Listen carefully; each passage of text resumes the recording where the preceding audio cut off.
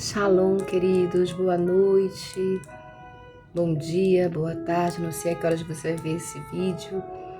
Hoje eu vou iniciar com vocês a leitura das cartas da primeira epístola de João, entendeu? As cartas de João. E assim, eu super maravilhada porque uma carta é uma mensagem maravilhosa. Nós vamos hoje ler o capítulo 1 com alguns comentários do autor. Eu gosto muito dessa Bíblia, tenho várias Bíblias, mas eu gosto da leitura dela porque assim, tem uma facilidade dos comentários de acordo com aquilo mesmo que está na palavra. Essa minha Bíblia, muitos não vão gostar, não sei, mas eu gosto, que é do Edir Macedo. Tenho outros também, eu tenho do Maurice Cerullo, eu tenho da Joyce Meyer, eu tenho do NVI, mas essa aqui eu gosto porque ela é uma linguagem para o nosso dia, de fácil entendimento, entenderam? E eu convido você hoje a gente debruçar da primeira carta de João, no capítulo 1. Então eu peço a você que escute, que o Senhor Ele possa falar ao seu coração, revele aquilo que você não sabia e que você ouvia, mas às vezes não entendia. É para isso que nós temos que pedir para o Espírito Santo, porque é Ele que nos convence, Ele que abre nossa mente, nos ensina acerca da palavra.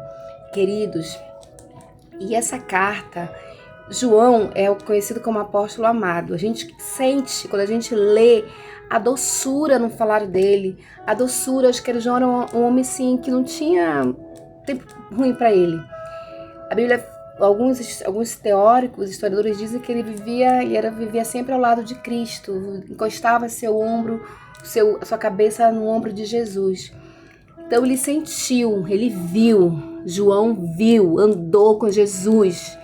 Tanto que ele começa a leitura dessa primeira carta dizendo: meus olhos viram a vida, meus olhos viram a vida eterna, os meus olhos contemplaram Deus, entendeu? Então João foi um personagem, foi uma pessoa que existiu de fato, que andou com Jesus e escreveu uma das cartas mais lindas, recebeu a revelação, que é o Apocalipse, o seu evangelho diferente dos outros.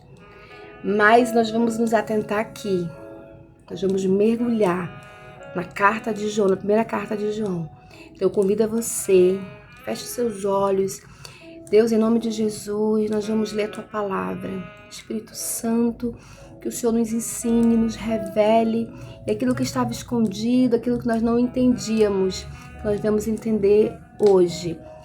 Fica conosco, que a nossa mente não receba nenhum dardo, nenhuma falta de atenção, nem nada, mas que nós possamos nos concentrar naquilo que é bom, agradável, perfeito, que é a tua palavra, que ela venha nos curar, que ela venha nos levantar no dia de hoje e nos descortinar aquilo que a gente não entendíamos.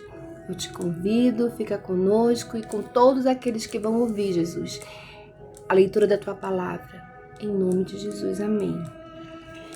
Então, primeira carta de João.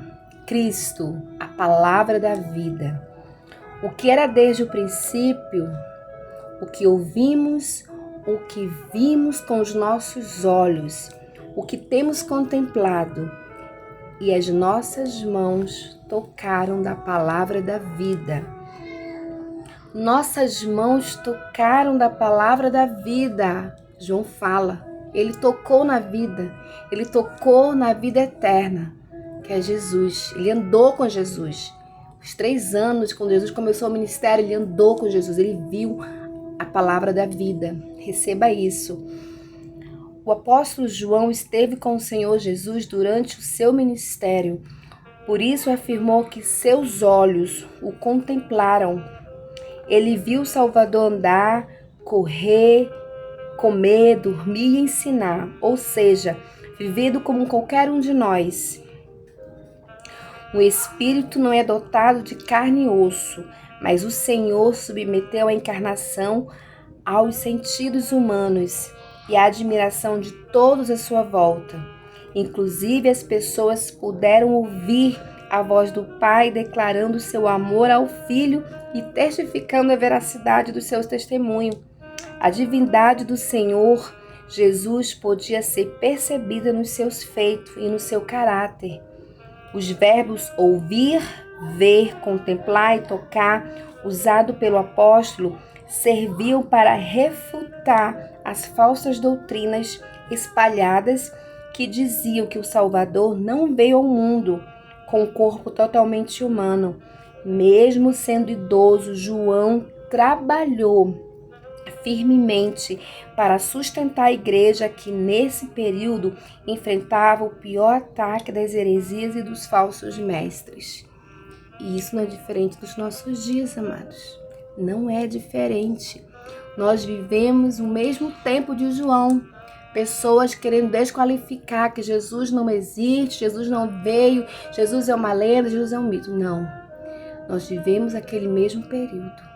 E por isso que a palavra de Deus está aqui, para que nós apeguemos a ela, nos fortalecemos nela e não deixemos de olhar para ele, para Jesus. Capítulo 2. Porque a vida foi manifestada e nós a vimos e testificamos dela. E vos anunciamos a vida eterna que estava com o Pai e nos foi manifestada. O que vimos e ouvimos, isso vos anunciamos, para que também tenhais comunhão conosco. E a nossa comunhão é com o Pai e com seu Filho Jesus Cristo.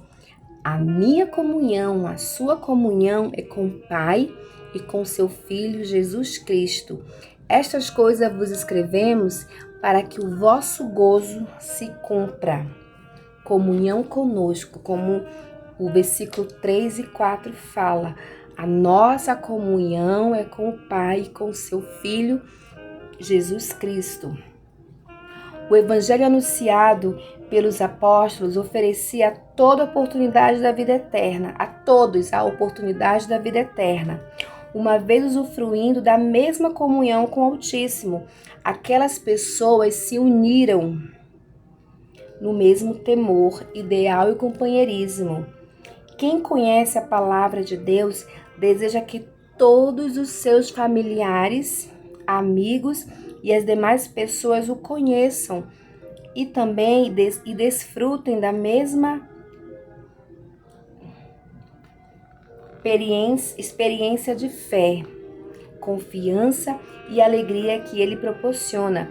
Pertencer à família do Altíssimo, se submeter aos seus mandamentos e receber seu cuidado, sua provisão, são privilégios grandes demais para não serem divididos com os outros.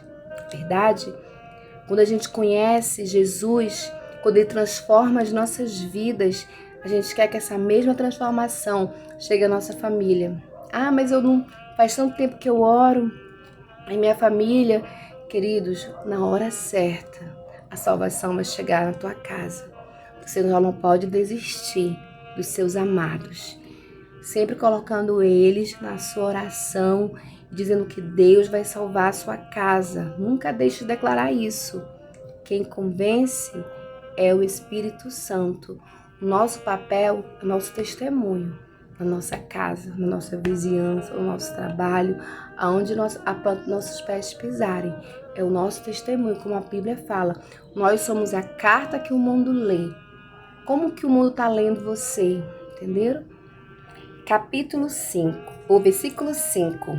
E esta é a mensagem que dele ouvimos e vos anunciamos, que Deus é luz e não há nele trevas nenhuma. Deus é luz. Se nós temos Deus na nossa vida, nós radiamos a luz de Deus. Aonde nós estamos, aonde nós vamos, aonde nós falamos, a luz de Deus chega, porque nós somos dele. Se dissermos que temos comunhão com ele e andamos em trevas, mentimos e não praticamos a verdade. Você vê muita gente que fala que ama a Deus, mas pratica outras coisas. A Bíblia chama essa pessoa de mentirosa. João diz que você é um mentiroso, que eu sou mentirosa. Se eu não estou obedecendo os mandamentos de Deus, se eu não estou dando bom testemunho, se eu trato meu irmão, meu próximo com ódio, amados, o único mandamento diante de todos é que nós temos que amar o nosso próximo como a nós mesmos. Tem aquelas pessoas que a gente não gosta. Quem faz a obra da nossa vida é Deus, é o Espírito Santo. É Ele que nos dá esse amor que não está dentro da gente, vem de lá, vem do céu. Aquele que vive no pecado dá prova de que sua fé não é sincera. Logo, todas as suas atividades religiosas são inúteis. Quem ama verdadeiramente a Deus submete a Ele. Desse modo, suas próprias obras testificam sua regeneração espiritual. Nunca tente convencer a si mesmo ou a outros de que sua fé é genuína, pois são as nossas ações que revelam todo o nosso íntimo. Os religiosos da época do Senhor Jesus viviam justamente assim.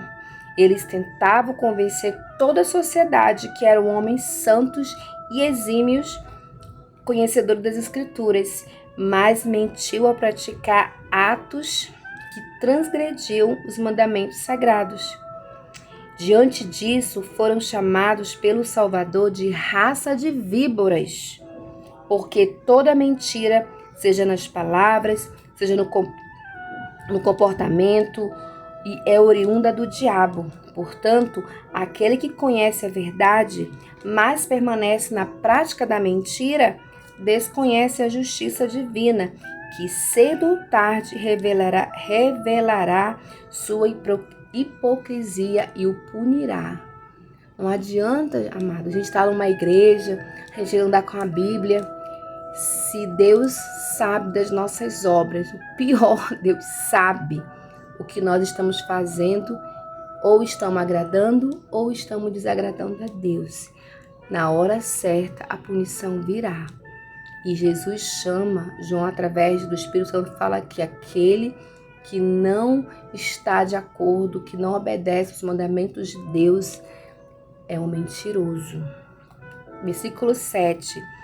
Mas, se andarmos na luz, como Ele na luz está, temos comunhão uns com os outros, e o sangue de Jesus Cristo, seu Filho, nos purifica de todo o pecado. Se confessarmos os nossos pecados, Ele é fiel e justo para nos perdoar os pecados e nos purificar de toda injustiça. Se dissermos que não pecamos, fazemo-lo mentirosos, e a sua palavra não está em nós. Ao conhecer e se arrepender dos seus pecados, culpas e impurezas, o ser humano atrai para si a misericórdia de Deus. Quando se humilha e confessa seus erros diante dele, com a firme decisão de abandonar definitivamente suas transgressões, recebe o perdão. As Escrituras não apresentam outra possibilidade do homem ser perdoado pelo Altíssimo, senão por meio desse caminho. Admitir o erro exige humildade, pois contraria a natureza humana. Aqueles que continuamente vencem a si mesmos recebem a purificação do sangue do Senhor Jesus. Portanto, Ele que cumpriu a obra de redenção fielmente está pronto para absolver e justificar todos que se arrependem dos seus pecados e passem a andar na sinceridade.